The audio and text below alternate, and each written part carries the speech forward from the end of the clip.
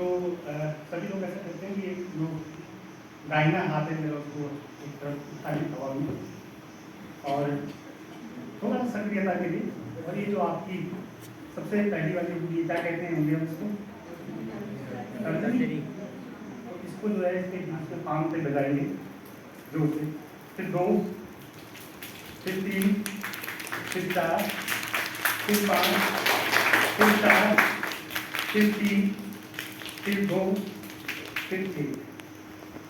शुक्रिया। ये सब तालियां या ये बारिश उन तमाम शिक्षकों के लिए जिन्होंने हमें हमारे जीवन में आगे बढ़ने की प्रेरणा दी। मैं अब उन सभी सम्मानित साथियों का नाम बार बार नहीं लूँगा, थोड़ा समय बचेगा। सभी हमारे आदरणीय हैं, पूजनीय हैं। एक काम और करते हैं जिसकी बहुत ज़्यादा कमी हमको लगती है। मैं 1, 2, 3 कहूँगा, हम खुलकर जोर से हंसने की कोशिश करेंगे 3 के बाद। 1, 2, 3। सबको भी दिखाऊंगा आगे, हमने नाम सुना है, आज पहली बार मिल रहा हूँ। एक बार 1, 2, 3।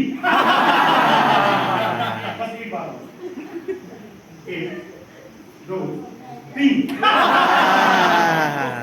लेकिन इस हंसी में मुझे सुनाई दी, इसमें अट्ठास नहीं है, रावण जैसा अट्ठास नहीं है, इसमें प्यार और आनंद मुझे सुनाई दिया।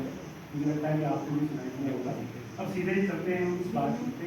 बातचीत शुरुआती दौर में हमारे प्रदेश कर्नाटक में एक अंक हमारा पूरे भारत की शिक्षा की तस्वीर दिखाता है, और कुछ अंक तो ऐसे हैं जो हमारे भविष्य के शिक्षक बैठे हैं।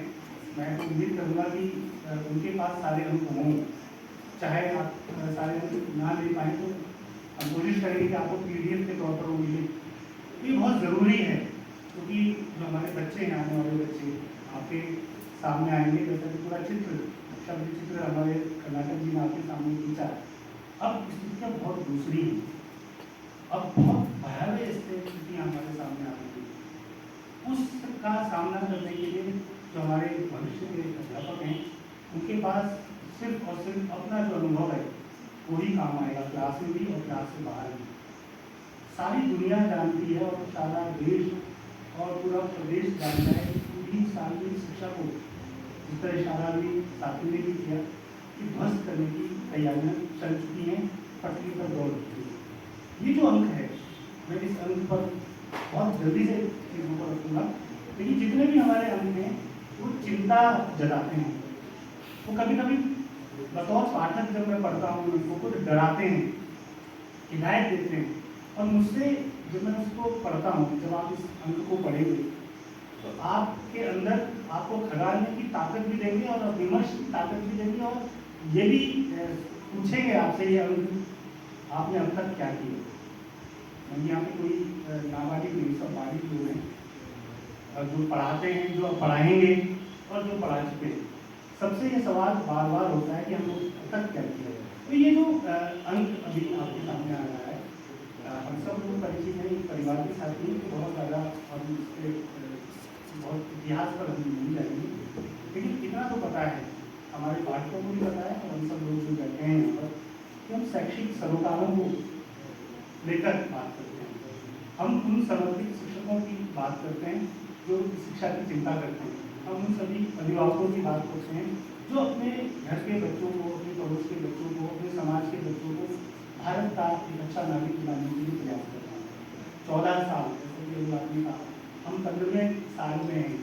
सारे शिक्षक, और वो भी वो जो सरकारी शिक्षक हैं, स्कूलों में पढ़ा रहे हैं, घर में अपना जिम्मेदारी निभा रहे हैं, उस समय में से 6 महीने में एक बार सारे देश भर के लेखकों से, अभिभावकों से, शिक्षकों से संबंधित जो केंद्र में हमने टॉपिक रखा है उस पर आलेख मंगाना, उसे देखना, उसको छपने तक तैयार करना, एक सोच के साथ यहाँ पर मिले। तो सबसे पहले हम सब लोग जो शैक्षिक दर्शन की टीम यहाँ पर बैठी है, उनके लिए जोरदार तालियां जरूर बजाना चाहिए।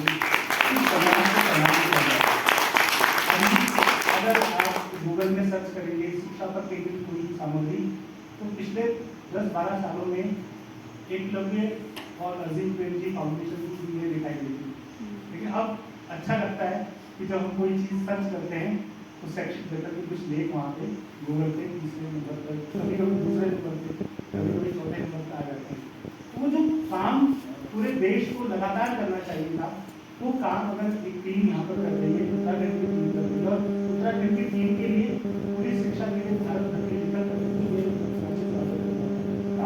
अच्छा है, कोई दूसरा कोई ना कर पाए, लेकिन अपने काम का मूल्यांकन उन्हें करना चाहिए। तो ये जो अंक है बात का इशारा हुआ, ये शिक्षा और अंक है, इसका संपादन हमारी साथी शिक्षिका साथी शैक्षिक साथी रेखा चौधरी जी ने किया है। और इस पूरे शैक्षिक जगत की टीम में जो पूरा अंक देखते हैं हमारे देश का नाटक जी महेश कुमार जी, इनका मार्गदर्शन हमेशा रहता है। और लगभग मित्रों अभी आपके सामने विमोचन होगा और संभवतः कुछ प्रतियां आप भी देखेंगे, तो 50 शिक्षकों ने, अगर हम अंग्रेजी की और दक्षिण भारत की बात ना भी करें तो हिंदी प्रति के जो राज्य हैं जो हिंदी में पढ़ते हैं, हिंदी को समझते हैं, 50 शिक्षकों ने, अभिभावकों ने या छात्रों ने उस पर कहीं ना कहीं अपनी उपस्थिति दर्ज की है, जो अभी हमारे सामने आने वाला है, प्रकाशन से जुड़े हुए हैं। लेकिन ये जो काम है जो अभी आपके सामने आने वाला है, अगर आप पहली बार उसे देख रहे हैं, तो मुझे नहीं लगता कि हम उसे पहली बार देख रहे होंगे शैक्षिक जगत में किसी भी पत्रिका को, तो आप जब उसे पलटेंगे अभी तो आप देखेंगे कि वो किसी व्यक्ति की पत्रिका नहीं है, किसी एक राज्य की पत्रिका नहीं है, किसी एक संपादक की पत्रिका नहीं है, उसमें पूरी की पूरी सामूहिकता, उसमें पूरा एक जो सहयोग है, जो परस्पर विचार है, जिसकी बात हमारे राजीव जोशी ने की कि जो विचार जाना चाहिए पूरे समाज में, उसकी झलक परिणाम पढ़ते ही दिखती है। और जब हम पढ़ते हैं तो जो बात मैंने जिससे पहले की कि हमें जरूरत की ऑनलाइन में, ये अंक अपने आप में बहुत ज़्यादा महत्वपूर्ण इसलिए भी हो चला है कि अगर स्त्री या महिला को हम केंद्र में रखते हैं तो पूरा समाज और पूरी दुनिया उसके आकर्षण में है, उसको अपनी ओर खींचती है या पूरी दुनिया को महिला अपनी ओर खींचती है। ऐसा आप इन पन्नों को करते हुए पाएंगे। तो ये मुझे ऐसा लगता है कि जो क्या होना चाहिए था, आज की जो स्त्री है पूरे भारत की, अगर हम उसको उत्तराखंड के परिप्रेक्ष्य में देखेंगे तो वो कहाँ होनी चाहिए थी, कहाँ है, इसकी झलक आपको इस पत्रिका के अंकों में मिलेगी। इसके साथ साथ जो कल और जो आज और जो आने वाला कल है, इसमें जो हमारे पूरे शैक्षिक पहलू हैं, जिसका जोरदार समर्थन या जिससे प्रभावित हमारी महिलाएं हुई हैं, हमारी लड़कियां हुई हैं, जैसा हमारे साथी ने कहा, हम में से सब लोग अपनी अपनी तरफ से बालिकाओं को प्रेरित करने के लिए कुछ ना कुछ कहते हैं। तो मैं ज़रूर पूछता हूँ अपनी बालिकाओं से, पढ़ने वाली बालिकाओं से कि बेटा आप अपने घर में रोज़ कितना दूध पीती हैं? और मैं ये कहता हूँ उनसे कि 1 गिलास दूध की मांग करोगे घर में, बताइए। और बहुत संकोच के साथ 4, 5, 6 फीसदी, सोशल मीडिया का समय रिकॉर्ड भी हो रहा है, और आप भी इसको कोशिश करिएगा, अपने आसपास देखिएगा, हमारी घर की बालिकाओं को आज भी टाइम, दोनों टाइम मिलना चाहिए। एक टाइम 1 गिलास दूध ही मिल रहा है, और कितना ज़रूरी है 1 गिलास दूध, और खासतौर पर सबको मिलना चाहिए, क्योंकि 1 गिलास दूध का जब हिसाब लगाते हैं हमारे बच्चे, आज भी हमारे सरकारी स्कूलों में पढ़ने वाले बच्चों की तुलपन दूसरे ढंग से सिली हुई होती है। आज भी हमारे स्कूल में पढ़ने वाले बच्चों की जूतों का रंग जो है ऐसा लगता है जैसे साबुन से ये बच्चों ने जूता धोया नहीं है, और अगर उसने जूता ऊपर उठा के दिखा दिया तो आपको नीचे वो फटा हुआ मिलेगा। ऐसे समय में पूरी महिलाओं की बात करने वाला अंश अगर हमारे सामने आता है और जो हमसे पढ़ते हैं, तो हमारी अपनी जो भूमिका है, अब तक जो हमारी भूमिका रही है, या अब जो आपकी भूमिका होने वाली है, या बतौर अभिभावक, बतौर हमारे मार्गदर्शक के तौर पर जो हमारे शिक्षक साथी रहे हैं, अब उनकी क्या भूमिका होनी चाहिए, इसका सवाल उठाता है ये अंक जो बहुत सभी तौर पर जो हमारे आसपास सुनने को मिलता है, ये नया भारत कहते हैं हम लोग, नया भारत कहाँ खड़ी हैं महिलाएं, कहाँ खड़ी हैं हमारी बालिकाएं, उस दृष्टिकोण से ये जो हमारा अंक है जो आपके सामने आएगा, वो बहुत सारी चीज़ों की पड़ताल करता है। मजेदार बात यह है कि इसमें 3 गूढ़ संपादकीय जो हमेशा से शैक्षिक लेखन में महेश कुमार जी लिखते हैं और अंत में कर्नाटक जी लिखते हैं। इस बार रेखा चौधरी जी, उनका एक संपादक बहुत बड़े बड़े लेख नहीं है, 2 से 3 पेज में, क्योंकि हम सब लोग शिक्षा से जुड़े हुए हैं तो हमको लोग बोर नहीं करेंगे, ऐसा लगेगा कि आप उसमें खुद शामिल हो रहे हैं। तो जहाँ संपादकीय में रेखा चमुंदी मैम जो एज ए अंक का संपादन कर रही हैं, कोई खुद कहती है कि जो लिंग है, जाति है, धर्म है, रंग है और उसका जो भेद है और जो हमारा संविधान है और हम और आप क्या बात करते हैं इस पर, उसकी पड़ताल उनका जो संपादकीय करता है। और इसके साथ साथ वो ये भी कहती है कि आज भी जब हम यहाँ पर बैठे हैं, अमूमन पहले प्रत्येक घर की बात कर लें, देखिए चलिए 3 में से 2 घरों में महिला को आज भी साबित करना होगा, साबित करना पड़ता है अपने आप को। और हम बार बार कहते हैं कि बराबरी का दर्जा, क्योंकि ये हम बराबरी का दर्जा नहीं कह रहा है, ये हम कह रहे हैं जो उसका अपना मुकाम है, उसका अपना स्थान है, वहाँ तक सोचे तो सही, उस पर काम करने की बात है कि हम सोचें, हम पूरे लोग सोचें उस पर। ये हम यहाँ पर कहता है जी बैठे, वो संपादकीय जो आप पढ़ेंगे तो आपको बड़ा अच्छा लगेगा, आपके अंतर को झलक देगा। वो कहते हैं कभी भी स्त्री के प्रति हम जो पूर्वाग्रह है हमारा टूटा नहीं है, पूरी तरीके से टूटा नहीं है।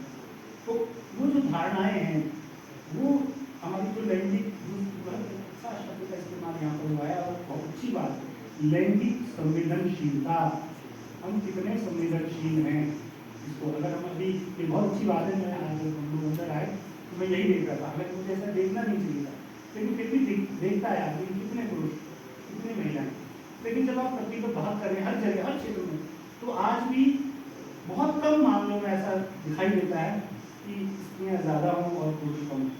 ये हमारे इसका सच है, समाज का सच है, घर में भी देख लीजिए, बाहर भी देख लीजिए। तो उस तरफ आप जो इशारा करते हैं वो मनन करने योग्य है। इसके साथ साथ जो नाटक चाहिए वो यहाँ पर कहते हैं कि अब बड़ा सकारात्मक आपका चिंतन यहाँ पर नजर आता है कि आप कह रहे हैं कि कम से कम अब स्त्री शिक्षा, बालिका शिक्षा हर घर में बालिकाएं भी पढ़ें, ये ऊपर आ गया है, प्राथमिकता पर आ गया। इससे पहले विवाह प्राथमिकता पर था, इससे पहले कुछ चीजें और प्राथमिकता पे थी, लेकिन अब हर आदमी, हर परिवार, चाहे गरीब है, चाहे नेपाली है, चाहे प्रवासी है, चाहे भारत है, वो चाहता है कि कुछ भी हो मेरी बालिका पढ़े, पर कितना पढ़े, कहाँ तक पढ़े, ये सवाल अभी भी बना हुआ है। तो ये धीरे धीरे ही सही हमारे समाज में जो बदलाव है वो यहाँ पे सामने आ रहा है। फिर आप बार बार ये बात कहते हैं पारस्परिक सौहार्द और पारस्परिक सामंजस्य की बात, ये आपको आपकी अंत में दिखाई देगी। और दोस्तों मैं तो ये कहना चाहता हूँ कि हम जहाँ भी हैं, जैसी भी स्थिति में, ज़रूर इस चश्मे से ज़रूर हम चीज़ों को देखें कि अगर हम पुरुष की बात करें, अगर मैं बालिका होती, अगर मैं महिला होता, तो इस चीज़ को जो मैं कर रहा हूँ उसको किस तरीके से देखता। तो ये चीज़ें जो यहाँ पर दिखाई देती हैं इस अंक में। और सबसे बड़ी बात, इस पूरे अंक में जो बहुत सारी बातें हैं उसमें आपको सामाजिकता, उसमें जो पारिवारिक मुद्दे हैं, उसमें जो आर्थिक मुद्दे हैं आज भी तय कर रहे हैं, कौन लोग तय कर रहे हैं, ये आपको भी और हमको भी समझना होगा। कितने फैसले हमारे महिलाओं को मिलकर साथ लिए जा रहे हैं, कितने फैसलों में हम अपना फैसला लेने से पहले अपने घर में जो बालिकाएं हैं, अपने घर में जो माताएं हैं, अपने घर में जो बहनें, उनसे क्या हम पूछते हैं कैसा ठीक रहेगा, ये ठीक रहेगा क्या? तो पहले हम फैसला लेते हैं, फिर हम फैसला सुनाते हैं, ऐसा तो नहीं है। तो ये जो सारी की सारी चीज़ें हैं वो इस अंक में बहुत मजबूती के साथ दिखाई देती हैं। विचार परक लेख, विचार अंक, और मैं तो ये कहूँगा कि ऐसा हमें नहीं कहना चाहिए क्योंकि हमारे सारे अंक बहुत महत्वपूर्ण हैं, लेकिन ये अंक कुछ ज़्यादा अच्छा मुझे इस बुक में लगा है कि इसमें हर अंक में पूरी दुनिया दिखाई दे रही है, क्योंकि पूरी दुनिया में कहीं ना कहीं महिला के लिए।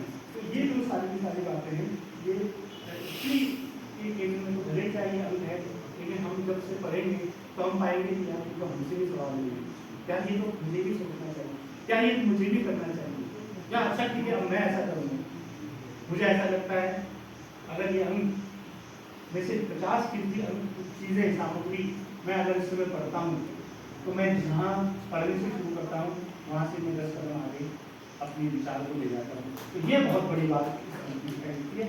और बहुत एक चीज़ और खत्म करूँगा कि बालिकाओं के लिए पढ़ाई आज भी एक लड़ाई है। ऐसा नहीं है बहुत बहुत बहुत अच्छा नहीं हुआ है, जब देश आज़ाद हुआ था तो 12%, 13% साक्षरता दर थी, अभी सन 47 में। और अब अगर हम इस समय खुले में हैं पूरे उत्तराखंड को साक्षर घोषित करने में, तो सच में अपने अंदर से पूछिए क्या हमारा परिवार वाकई में साक्षर हो गया है? क्या हमारा पड़ोस वाकई में साक्षर हो गया है? क्या तार्किक तौर पर वैज्ञानिक चेतना के आधार पर क्या हमारा स्कूल साक्षर हो गया? अभी देखिए 2-3 मुद्दे ऐसे आए हैं कि स्कूल में भूत पूजने वाला मंदिर बना दिया गया है, और किसने इतना दबाव डाला? और बताइए उनकी जो है तनख्वाह को भी उनको सस्पेंड कर दिया। 4-5 मामले ऐसे अभी अभी हुए। तो स्कूल किस चीज़ के लिए होना चाहिए था? अभी अभी बहुत सारे मिथक, बहुत सारे अंधविश्वास हमारे समाज में। क्या हम कह सकते हैं नया भारत? क्या हम कह सकते हैं नया उत्तराखंड? अभी बहुत सारी चीज़ों से हमारे भविष्य के अध्यापक जूझेंगे। हमें तार्किकता के साथ, तथ्य के साथ, सत्य के साथ अपने कथ्य को मजबूती के साथ रखना होगा। बहुत बहुत शुक्रिया।